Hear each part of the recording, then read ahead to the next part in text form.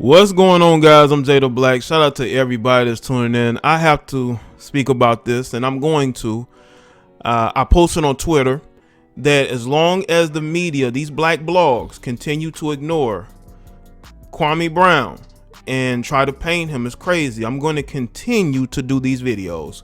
So when I saw that he roasted Charlemagne the God and his co-hosts, I had to speak on this. I had to get some. Okay, because apparently Charlemagne decided that it would be a good idea to go dig up information about Kwame Brown's father and family members who are from the great state of South Carolina and put that information out there in the media about what his father may or may not have done. The fact that Charlemagne claims he knows his sister and other people from where he's from, because Charlemagne's from Moncks Corner. And he's putting all this guy's information out here. So I can understand why Kwame Brown feels the way that he felt when he went at Charlemagne. Now, he went at Charlemagne viciously, and I don't blame him at all. How can you go in defense mode for two idiots? And I'm gonna call them idiots now. You know, I have no issue with Steven Jackson. Matt Barnes definitely is, because Matt Barnes continues to talk and continues to try to act tough.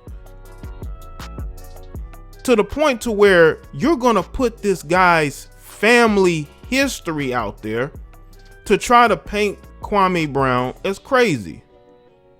And Kwame Brown came back and basically said, bro, you were accused of Me Tooing a young lady years ago.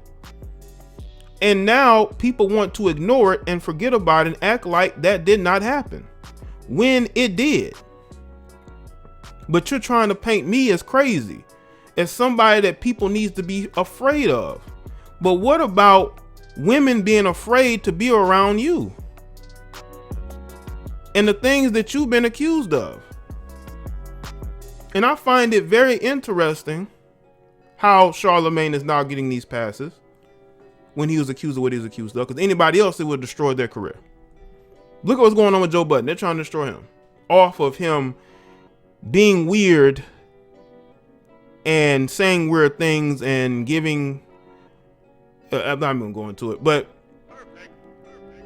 you have Kwame Brown, who was quiet for years. And if y'all want to see my other videos on him, I'll link them in the description. But like I told y'all, as long as these black blogs continue to ignore Kwame Brown and continue to not talk about him, I'm going to continue to talk about him, because I know y'all watch me. I've seen the blue check mark tears in my DM. So Kwame Brown is being painted as somebody who is crazy, somebody who's looking for attention, for clout. Why shouldn't he? Y'all keep bringing him up, Stephen A. Smith. And speaking of roasting, Stephen A. Smith got roasted beyond roasting. I mean, he was flamed. I mean, he was charbroiled. He was cooked. And why not? The guy has brought up Kwame Brown in very disrespectful terms for years, and Kwame never said anything. So now, years later, you got Kwame going ham. He's going off. All these people are like, why is he going off? Okay, we're backing down now, even though we're going to continue to dish you, backhand compliment you.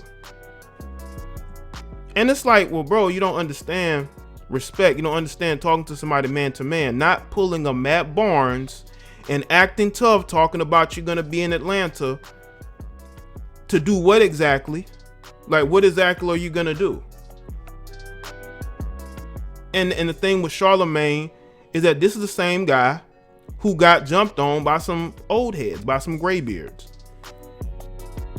And he wonders why people have absolutely no respect for him. I have absolutely no respect for somebody who will go and try to dig up information about somebody to prove that they are crazy. That is the low of the low. That lets you know that you can't, as Kwame would say, defeat his talking points. So you have to hit below the belt. You have to hit below the belt. And Kwame was frustrated with Jamel Hill because he felt like Jamel Hill was trying to paint him as a violent person by saying that he chose violence the last couple of days, and then trying to backtrack and say, well, it's a reference from Game of Thrones. But if everybody is saying the same thing and nobody's looking to cover it from Kwame Brown's side, it looks like it looks like propaganda. It looks like they are running interference from Matt Barnes and Steven Jackson, because we all know they're deep in these Hollywood circles and in these sports media circles. We know these people all are cool with each other. They talk to each other. They share the same women. And Kwame doesn't fit in that. That's why they're trying so hard and so desperately to talk about how wrong he is, because they cannot defeat the talking points because they don't know how to. Y'all been bringing this dude's name up for over 20 years. Well, mostly I would say over the last, I'd say 10 years or so. Even when he was still in the league, people would mock him. Steven Jackson and Matt Barnes mocked Kwame Brown on their show. Yes, they did. They can try to downplay it. You got Steven Jackson talking about, well, everybody else did it. Bro, if everybody else jumps in a lake full of alligators, are you going to do it? Are you going to do it? You're a follower. None of these people are leaders. None of these people in the lamestream sports media are leaders. There are followers. There are LeBron James groupies. Okay, anybody has any criticism about LeBron, here they go. Right? They are nothing more than fake social activists who are never in these neighborhoods. They're never putting boots on the ground. They're too busy smoking weed and trying to diss people, throwing rocks and hiding their hands. So I hope Kwame Brown continues to apply pressure to the Charlemagne gods of the world who wants to dig up information when people bring up the young lady that he ruined, allegedly ruined. He has an issue with it. I want y'all to understand, this is what I have been waiting for years, is for somebody like Kwame Brown to expose the sports media for how fake and fraudulent it really is. None of them are real. None of them. Their opinions are bought and paid for. They always take the popular opinion. They never speak for themselves. They never give you any information that is from the heart or that is authentic. They just, as you know, Kwame will say, they go along, get along, and that's what they do. They are a circle jerk, figuratively. Might be literally, who knows? These guys are weirdos.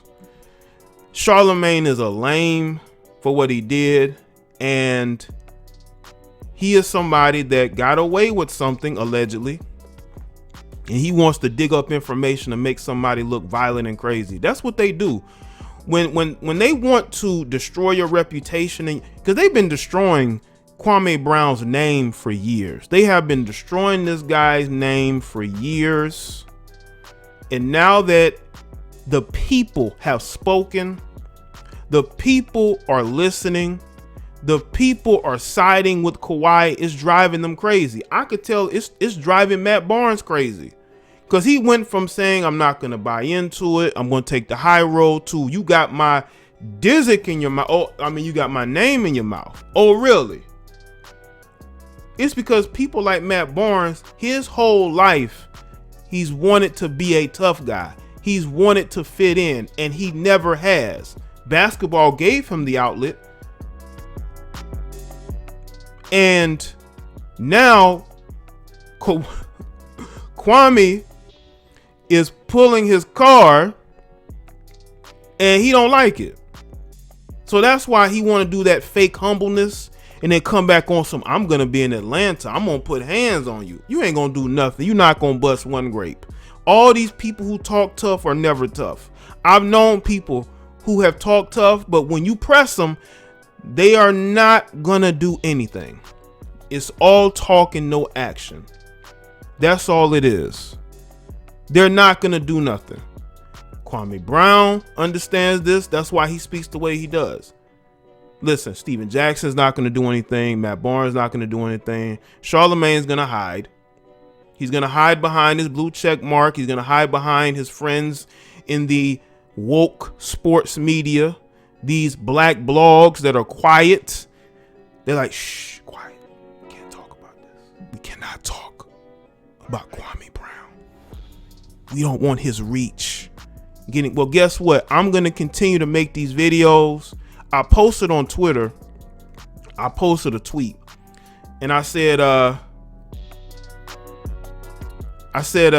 how these black blogs are refusing to post Kwame Brown to slow his reach. And I was going to continue to make these videos exposing these elitist weirdos, truth over fake. And I'm going to continue to do that as long as they continue this blackout and they want to ignore. They think it's just going to go away. You know, I've had a person or two say, well, maybe one or two say, well, you know what? I'm tired of this. You know, this needs to be over with. No, it doesn't need to be over with. I mean, you're seeing how fake and fraudulent these people are.